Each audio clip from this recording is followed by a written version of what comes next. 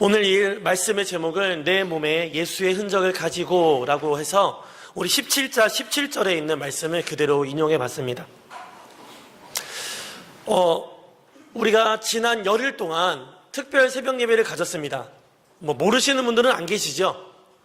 네, 아실 줄로 믿습니다. 새벽 예배의 주제로 예수님처럼이라는 주제를 가지고 우리가 예수님의 성품을 닮아갑시다. 또 예수님의 삶의 모습을 우리가 닮읍시다 라는 맥락에서 여러 가지 예수님의 성품들, 삶의 모습들을 한 가지씩 하루에 한 가지씩 주제를 잡아서 말씀을 나누었었습니다. 그런데 우리가 예수님처럼 삽시다, 닮읍시다 라고 했던 이유는 무엇이냐면 하나님이 우리로 하여금 이 땅에 보내신 목적이 하나님을 영화롭게 하기 위함인데 우리가 교회로 지체로서 하나님을 영화롭게 하려면 우리가 하나 되어야 하거든요. 그런데 세상의 어떠한 방법으로도 우리는 하나 될 수 있는 방법이 없습니다. 여러분, 무엇으로 우리가 하나 될 수 있겠습니까? 생각도 다르고 기준도 다르고 삶의 모습 모든 게 다른데 당최 우리는 하나 될 수가 없거든요. 근데 유일하게 우리가 하나 될 수 있는 방법은 우리 각자가 나를 구원하신 예수님을 닮아가는 것입니다. 내가 예수님을 닮아가고 저희가 예수님을 닮아갈 때 그와 내가 예수님이라는 매개점으로 인해서 닮아가게 되어지고 하나 될 수 있다는 것이죠. 비로소 그렇게 예수님처럼 살아감으로 말미암아 우리가 하나 되어질 수 있고 그리고 이제 비로소 하나님 우리를 이 땅에 보내신 지체가 되게 하신 그 뜻대로 영광 돌릴 수 있게 된다는 겁니다.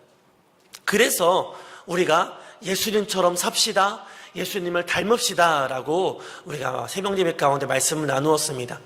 오늘도 같은 맥락에서 예수님의 내 몸에 예수님의 흔적을 가지고 삽시다 라는 말씀을 나누려고 합니다. 제가 첫 사역에 나가서 얻은 것들이 몇 가지가 있습니다.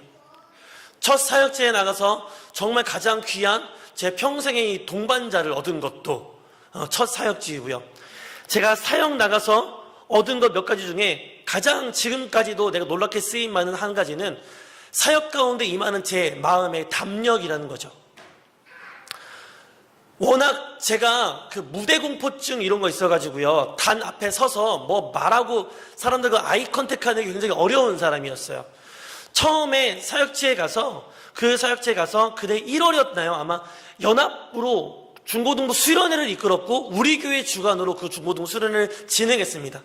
그러니까 담당 교육자가 저니까 제가 나가서 광고도 하고 프로그램 진행해야 되는데 제가 그 애들 앞에 서갖고 벌벌벌 떨고 있는 거예요. 그러니까 얼마나 제가 마음에 담력이 부족했었겠습니까? 그런데 그 교회에서 워낙 행사가 많기도 하고 새로운 시도 많이 하기도 하고 그러긴 했어요.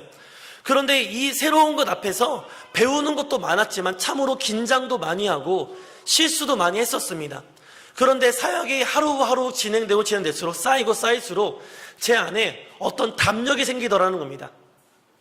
하나님이 허락하신 이 일들은 내가 두려워한다고 안 되는 것도 아니고 내가 앞서 나간다고 안 되는 것도 아니고 그냥 하면 되더라라는 것이 이제 깨달아진 거예요. 그래서 그곳에서 사역을 마치고 나오면서 좀 할 수 있네, 하나님이 시킨 거 그냥 하면 되는 거네 라는 좀 담력을 제가 얻게 되었다라는 것이죠. 지금도 이제 어떤 분들은 저를 아시겠지만 그냥 제가 하면 돼요 소리를 자주 해요. 그냥 하면 됩니다 그거 이렇게. 그게 왜냐면은 아무 이유 없이 그러는 게 아니고요. 하나님이 내게 맡겨졌을 때 하나님 내 할 수 있는 정도도 아시고 제 성품을 아시기 때문에 거기에 맞게 맡기시는 건 제가 알거든요. 그래서 제가 할 수 있는 최선을 다하면 그걸로 되는 겁니다. 그래서 제 사역의 그 담력 한 가지를 얻었고 또 한 가지는 이 운전이라는 거죠. 운전. 사역 나갔을 때 제가 운전면허는 있었어요. 그런데 거의 장롱면허였다는 거죠. 제가 차를 몰고 다니는 일을 한 것도 아니고 버스를 타고 직장 출퇴근했었기 때문에 사실은 운전할 기회가 거의 없었습니다. 그런데 그 사역을 하니까 새벽에 그 차 없는 시간에 이제 운전을 할 기회가 매일매일 있는 겁니다. 아시죠? 새벽 차량 운행 가셔서 이렇게 권사님 모시고 오고 집사님 모시고 오고 했던 거예요. 낮에는 그 깜빡이 켜고 그렇게 끼어들게 하기도 그렇게 어려운데 새벽에는 차가 없으니까 제가 마음대로 이렇게 왔다 갔다 해보는 겁니다. 속도도 내보고 천천히도 가보고 이 길 저기 다녀보고 하면서 운전이 많이 늘었습니다. 이 운전하면서 근데 제가 또 하나 얻은 게 있는데 뭐냐면은 제 몸에 상처라는 거죠. 그날도 권사님 2분하고 청년 1명을 태우고 이제 교회로 새벽 예배를 드리러 돌아오고 있었습니다. 그런데 고가를 지나고 천천히 오고 있었어요. 제가 이제 운전이 익숙함에 따라서 좀 갈 때는 밟고 확 가는데 올 때는 권사님을 태우기 때문에 천천히 와요. 권사님도 놀라시면 안 되거든요. 천천히 고가를 올라갔다가 천천히 내려오는데 갑자기 뒤에서 뭐가 꽝 하고 들이받는 거죠.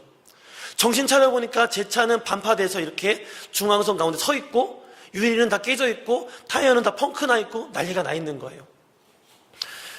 권사님도 보니까 다행히도 정말 다행히도 외상은 하나도 없는 거예요. 유리가 그렇게 다 깨졌는데 어디 하나 긁히신 분이 하나도 없다는 거죠. 제 몸에는 상처도 사실은 사고 때문에 여기 팔이 긁혔거든요. 이만큼 한 5cm 정도 11반을 꿰맸어요. 요게 근데 사고 때문에 난 게 아니라 깨진 유리 틈 사이로 권사님 괜찮아요 하고 팔 집어넣다가 제가 부주의해서 긁힌 거거든요. 이게 그래서 난 거지 우리 중에 누구도 사고 때문에 외상은 전혀 없었다라는 거예요. 정말 하나님이 지키셨던 거죠. 제가 그 교통사고로 당하고 처음 병원에 입원했는데 그 병원의 위치가 사고 난 고가 바로 옆에 있는 병원이었습니다. 병실 창밖으로 제가 사고 난 그 자리가 보여요. 거기서 이제 제가 누워 있는데 우리 환자들이 하는 이야기를 들었어요. 오늘 아침에 같은 자리에서 똑같은 사고가 2번 났는데 사람들 다 죽었을 거다라는 거죠. 그만 큰 사고였어요. 그런데 실제로 저희 다음에 일어난 사고로 사람은 죽었고 저희는 살았다라는 거죠. 말씀드렸죠. 어떠한 우리가 외상도 없이 그냥 들이받은 충격에 의한 그 후유증만 치료하고 우리가 나왔다라는 거예요. 하나님이 지키셨다라고 밖에는 말할 수 없는 그런 은혜가 제 팔에 지금 흔적으로 남아있는 것입니다. 제가 이 상처를 볼 때마다 참 보기는 흉하지만 그때 그 사고가 생각이 나요. 그러면서 야 참 그때 하나님이 지켜주셨지. 우리 권사님도 아직도 건강하게 잘 신앙생활하고 계시지. 참 감사하다. 누구도 그날 다치지 않고 지금도 예배할 수 있는 거구나. 하나님의 은혜가 놀랍다라고 보게 된다는 겁니다. 하나님이 살아계심, 예수님이 나를 지키심의 흔적이 제 몸에 남아있고 제 마음에 남아있다라는 것입니다. 오늘 본문 17절에 바울이 말하는 내 몸에 있는 예수님의 흔적은 이와 같은 제 몸에 남아있는 상처와 같은 것들, 또 제 마음에 남아있는 주님의 보호하심과 지키심의 그 은혜, 그 흔적을 말씀하고 있는 것입니다. 예수님을 따라 살면서 내 마음과 몸에 남겨진 것이 곧 예수의 흔적이라는 것입니다. 우리는 그 흔적을 봄으로 나와 함께 하셨던 하나님을 기억하고 더 하나님을 붙들 수 있게 되어집니다. 그리고 그 흔적으로 인하여서 내가 다시금 하루 동안도 새해 날 가운데, 새해 가운데 하나님을 따라 살아가게 되어진다는 것이죠. 오늘 말씀 가운데 우리도 예수님의 흔적을 발견하고 그 흔적을 내 마음에 더 남기기를 원하는 그런 복된 삶을 살아가시는 저와 여러분의 복된 하루가 되어지시기를 간절히 바랍니다. 처음부터 바울이 그렇게 예수의 흔적을 따라 살았던 사람은 아니었습니다. 바울은요, 처음엔 예수를 핍박하는 사람이었습니다. 예수를 따르는 사람들을 고발하고 잡아다가 죽이는 일을 했던 사람이 바로 바울이었습니다. 근데 그런 바울을 예수님이 부르시고 만나주셔서 변화시키셔서 이제는 예수님의 흔적을 따라 살아가는 사람으로 바꿔주셨다는 것이죠. 이전과 지금의 모습을 바울은 스스로 말하기를 나는 그렇게 죄인 중에 괴수였고 예수를 핍박하였던 자입니다 라고 소개합니다. 하지만 예수님을 만난 이후로는 복음을 위하여서 복음의 빚진 자로서 내가 예수님의 흔적을 따라갑니다 라고 말씀하고 있다는 것이죠. 그래서 그 흔적이 어떻게 남았는가를 말할 때 바울은 이렇게 이야기해요. 내가 수고를 넘치도록 했었고 옥에 갇히기도 더 많이 했었고 수도 없이 매를 맞았고 여러 번 죽을 뻔했다. 유대인들에게 40에 하나 감한 매를 5번 맞았고 태장으로 3번 맞고 3번 파선하여서 일주야를 바닷속에 있었고 여러 번 동족의 위험과 강도의 위험과 시내의 위험과 광야의 위험과 바다의 위험과 거짓 형제의 위험 가운데 내가 죽을 뻔했노라 라고 말합니다. 여러 번 주이고 목마르고 굶주렸고 추웠다 라고 말합니다. 그로 인하여서 다윗의 몸은 만신창이었죠. 상처투성이었죠. 몸만 그랬겠습니까? 그의 마음은 아마 더 상처투성이었을 것입니다. 그런데 이 모든 것들을 지금 바울은 뭐라고 말하고 있냐면 이것들이 다 내 몸 안에 있는 예수의 흔적이다라고 말하는 것입니다. 예수님과 함께 했기 때문에 내가 상처도 받았고 죽을 뻔도 했었다라고 말하는 거예요. 예수님의 길을 따라가다 보니까 그 복음 위에 살다 보니까 내가 억울함도 당하고 상처도 당하고 수많은 아픔도 겪었지만 이 모든 것이 예수 그리스도의 흔적이다라고 말하는 것입니다. 수만 가지 위험 가운데 나를 건지신 하나님의 은혜가 상처 하나하나 볼 때마다 떠오르는 것입니다. 억울한 기억 하나하나 떠오를 때마다 그때마다 나를 위해 서원하시고 나를 보호하시고 나를 위로하시던 하나님의 은혜를 기억하게 되었다라는 것이죠. 몸에 있는 상처보다 마음에 있는 상처가 더 많았을 거라는 겁니다. 이런 예수님에 대한 흔적, 그런 개념을 가지고 다시 한번 17절을 보시기 바랍니다. 17절 보시면 이후로는 누구든지 나를 괴롭게 하지 말라라고 합니다. 내가 내 몸에 예수의 흔적을 지니고 있노라 합니다. 바울은 이미 몸에 내게 예수님의 흔적이 있다라고 말해요. 이미 예수님을 따라가면서 수많은 고난에 동참하고 있고 내가 고통 가운데 있고 아픔을 누리고 있다라는 거죠. 그러면서 너희까지 나를 괴롭게 하지 말아라 라고 이 갈라디아 교인들에게 말하는 것입니다. 상처는 아파요. 괴롭습니다. 그쵸? 몸에 이 흉터가 남는 거 얼마나 아픕니까? 그냥 넘어져서 조금 피만 나도 그렇게 아픈데 사람들이 내게 일부러 주는 상처가 얼마나 아프겠습니까? 누군도 이런 상처 받는 것을 원하지 않지요. 그런데 예수님을 따라가면서 얻게 된 이런 상처들을 바울은 기쁨으로 지금까지 누려왔는데 지금 갈라디아 교인으로 인하여서 받는 이 상처만큼은 받고 싶지 않다라는 거죠. 그들을 사랑하지 않기 때문이 아니라 그들이 지금 온전한 복음의 길을 가면서 나를 힘들게 하는 것이 아니고 내가 가르친 그 길이 아니라 헛된 길을 따라가면서 잘못된 길을 가면서 잘못된 것으로 내게 상처를 내기 때문에 더 이상 그것을 나로 힘들게 하지 말라라고 부탁하는 것입니다. 무엇이인가가 갈라디아 교인으로 인하여서 바울을 괴롭게 하고 있다는 것이죠. 처음에 바울이 갈라디아 교인들을 양육했을 때는 그들은 순전한 믿음의 사람들이었습니다. 순수하게 하나님께 나아가는 사람이었어요. 내 마음을 드리고 정말 바울과 같이 예수님의 흔적을 따라가는 사람들이었다는 것이죠. 그런데 바울이 갈라디아를 떠나자 그곳 가운데 온 율법주의자들, 그들로 인하여서 잘못된 신앙을 배우게 됩니다. 12절을 보시면 물은 육체의 모양을 내려 하는 자들이 억지로 너희에게 할례를 받게 함은 이라고 기록합니다. 율법주의자들이 와서 야 너희가 믿음으로 구원을 받는다라고 너희가 배웠지? 그런데 그게 다가 아니야. 믿음은 당연한 것이고 믿은 다음에 너희 몸에 할례를 받지 아니하면 너희는 구원에 이를 수 없다라고 말하는 거예요. 우리 안에 행위가 없으면 내 몸에 이 상처가 없으면 우리는 구원받은 자가 아니다라고 하는 것이죠. 이 말도 안 되는 이 율법주의자들의 말에 갈라디아 교인들이 흔들리기 시작했고 그 흔들려서 거기에 따라가는 사람들 때문에 바울이 힘들었다라는 것이죠. 그래서 바울이 이것을 거절하는 겁니다. 그것들로 인해서 나를 힘들게 하지 마라. 나는 이미 그리스도의 흔적이 많은 사람이다. 그와 같은 일로 내가 더 이상 힘들 수 없다라는 겁니다. 율법주의자들의 주장에 초보적인 신앙을 가지고 있었던 갈라디아 교회 성도들이 혼란에 빠지기 시작합니다. 그리고 율법주의자들의 가르침에 따라서 할례를 받고 경건한 척하기 시작합니다. 마음으로 주를 사랑하고 섬기고 믿음으로 싸워내는 것이 아니라 겉으로 내가 할례를 받았으니 이것으로 나는 구원받은 자입니다. 여러분 얼마나 편합니까? 막말로 이런 증 하나 들고 다니는 겁니다. 나는 몇 월 며칠 몇 시에 할례 받은 구원받은 사람입니다 라고 들고 다니는 거예요. 얼마나 편합니까? 내가 마음으로 싸울 필요 없어요. 예수님의 흔적을 닮아가기 위해서 내가 손해볼 필요도 없어요. 나 할례 받았어. 나 구원받은 사람이야.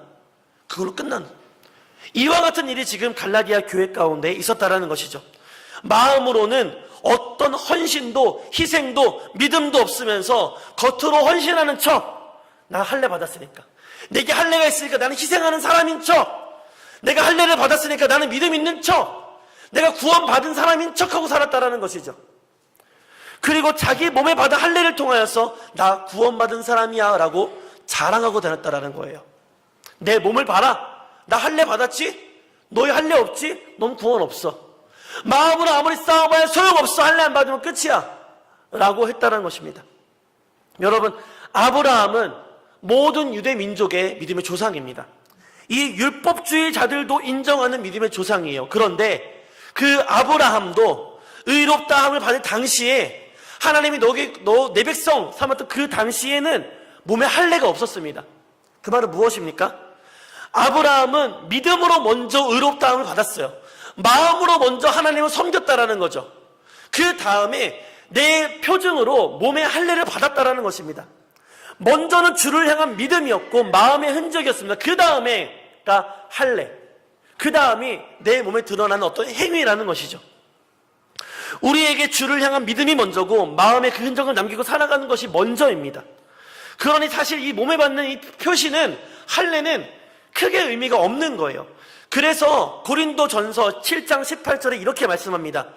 할례자로서 부르심을 받은 자가 있느냐? 무할례자가 되지 말며, 무할례자로 부르심 받은 자가 있느냐? 할례를 받지 말라. 무슨 말입니까? 내가 율법주의자와 같은 믿음으로 살다가 주의 부르심을 받거든 돌이켜서 하나님과 관계없었던 이전의 삶으로 돌아가지 말라. 또한 내가 하나님과 관계없는 삶을 살다가 주의 부르심을 받았거든 형식에 매이지 말고 겉으로 드러난 것 자랑하지 말고 네가 네 마음으로 싸워서 네 마음의 할례를 하라 라는 말을 하는 겁니다.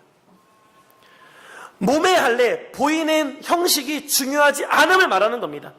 다시 말해서 행위나 겉의 표시가 중요한 것이 아니라 마음이 먼저요, 믿음이 먼저라는 겁니다.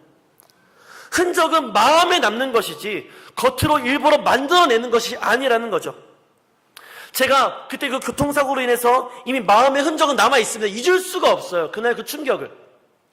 몸에는 없어도 우리는 분명히 기억할 수 있습니다. 왜냐하면 마음에 그 흔적이 남아있기 때문에. 하나님이 나를 지키시고 하나님이 나를 만지신 그 흔적이 제 마음에 남아있기 때문에 굳이 그 일을 기억하기 위해서 몸에다가 상처를 낼 이유가 없어요. 바울의 삶에서 예수님의 흔적을 찾는 것은 몸의 상처로만 찾을 수 있는 것이 아니라 마음의 예수 그리스도의 흔적으로 수만 가지를 찾을 수 있다는 것이죠. 그의 삶에, 그의 마음에, 그의 믿음에서 더욱 많이 찾을 수 있는 것입니다. 그런데 율법주의자들은 하나님의 구원을 위해선 반드시 내 몸의 표시가 필요하다라고 말을 해요. 그래서 몸에 상처를 만들고 그것을 구원의 증거다라고 말합니다. 이것을 할례라는 거죠.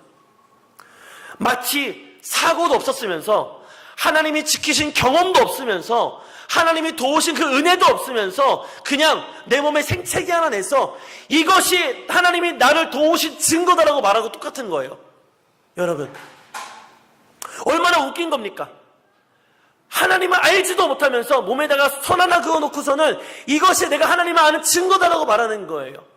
갈라디아 교회는 미혹한 그 율법주의자들의 주장이 이렇게 말도 안 되는 것입니다. 그런데 이렇게 말도 안 되는 논리에 갈라디아 교인들이 흔들렸고 그래서 바울의 마음이 괴로웠다라는 것이에요. 사랑하는 성도 여러분, 우리가 한번 우리의 삶을, 우리의 믿음을 한번 돌아보기를 소원합니다. 우리도 이 율법주의자들처럼 내 겉으로 드러난 내 몸으로 구원을 자랑하고 있지는 않습니까? 내 행위, 내가 가진 그 무엇으로 내가 그리스도인인 것을 자랑하고 있지는 않습니까? 우리가 교회에서 봉사 많이 하시죠?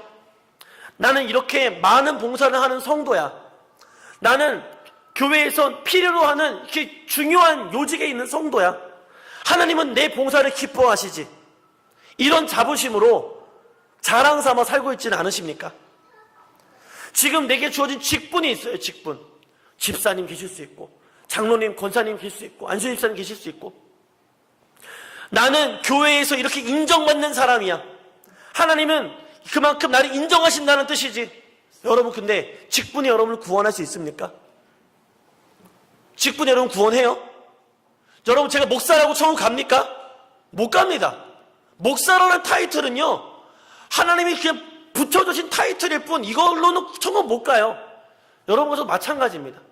내가 하나님이 인정한다고 그 직분을 세워주셨으면은 더 충성할 일이지, 더 마음으로 하나님을 섬길 일이지, 이것을 누구에게 자랑하고 있느냐는 거죠. 이것이 마치 구원받은 자의 증표인 것처럼 자랑해서는 안 된다는 겁니다. 권사는 권사답게, 장로는 장로답게, 목사는 목사답게 마음으로 예수를 닮아가는 삶이 있어야 이게 구원의 증표가 되는 겁니다. 마음에 어떠한 예수 그리스도의 흔적도 없으면서 내가 권사야, 내가 집사야, 내가 목사야 해봐야 아무 의미 없다라는 것이죠. 왜 이것이 의미가 없습니까? 이 모든 것들은 겉으로 드러나기만 하는 거, 자랑하는 이 모든 것들은 우리로 하여금 구원에 이르게 할 수 없기 때문에 그렇습니다. 15절 보세요. 할례나 무할례가 아무것도 아니로되, 겉으로 드러난 것이나 하나님 알지 못하는 것이 이것도 아무것도 아니라는 거죠. 중요한 것은 무엇이냐면 오직 새로 지으심 받는 것만이 중요하다라고 말하는 거예요. 새롭게 지음 받는 것이 무엇입니까? 내가 마음으로 예수를 주로 고백하여서 하나님이 인정하는 그 의로운 자가 되어 거듭나는 것, 새로운 피조물이 되는 것, 이것 아닙니까? 이것이 없이는 내 몸에 있는 어떠한 할례도, 어떠한 자랑들도 아무 의미 없다라는 것입니다. 여러분, 직분도 버리시고, 여러분 봉사도 버리시고, 먼저 우리는 예수를 닮아야 합니다. 내 마음에 예수의 흔적을 새겨야 됩니다. 하나님의 순간순간마다 나를 도우시고 지키시는 그 흔적이 내 마음에 여기저기에 다 남아서 내가 무슨 환난을 당하든 누구를 만나든 어디로 가든 예수가 드러나야 됩니다. 내 몸에 그 봉사하면서 수만 가지 상처가 있을 수 있죠. 교회에서 식당 봉사하면서 열심히 음식하다가 대인 상처가 있을 수도 있고요. 저처럼 어떤 일하다가 사고를 당해서 생채기가 날 수도 있고요.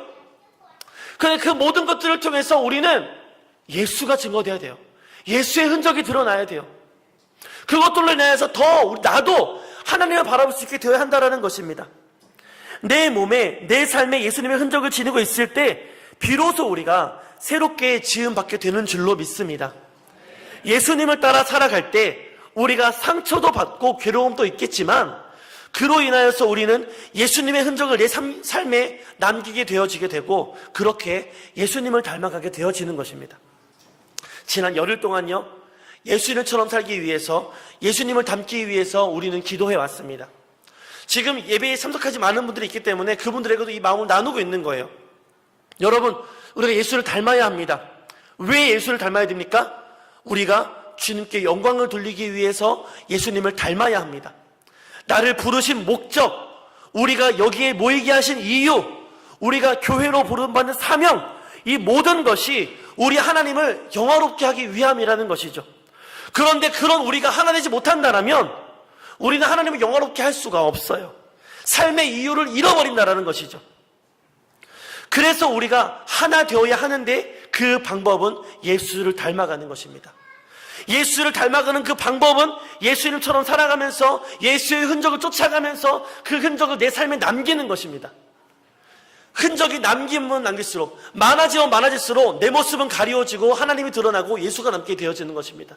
그렇게 너와 내가 닮아가는 것입니다. 당신의 모습에 있는 그 예수의 흔적과 내 몸에 남아있는 예수의 흔적이 닮아서 당신과 나는 닮았군요. 당신과 나는 하나군요. 우리의 아버지가 같군요. 그렇게 우리가 서로 품을 수 있고 사랑하게 되어지고 한마음으로 주님께 영광 돌릴 수 있게 되어진다는 것이죠. 사랑하는 성도 여러분, 우리가 하나 되어야 할 줄로 믿습니다.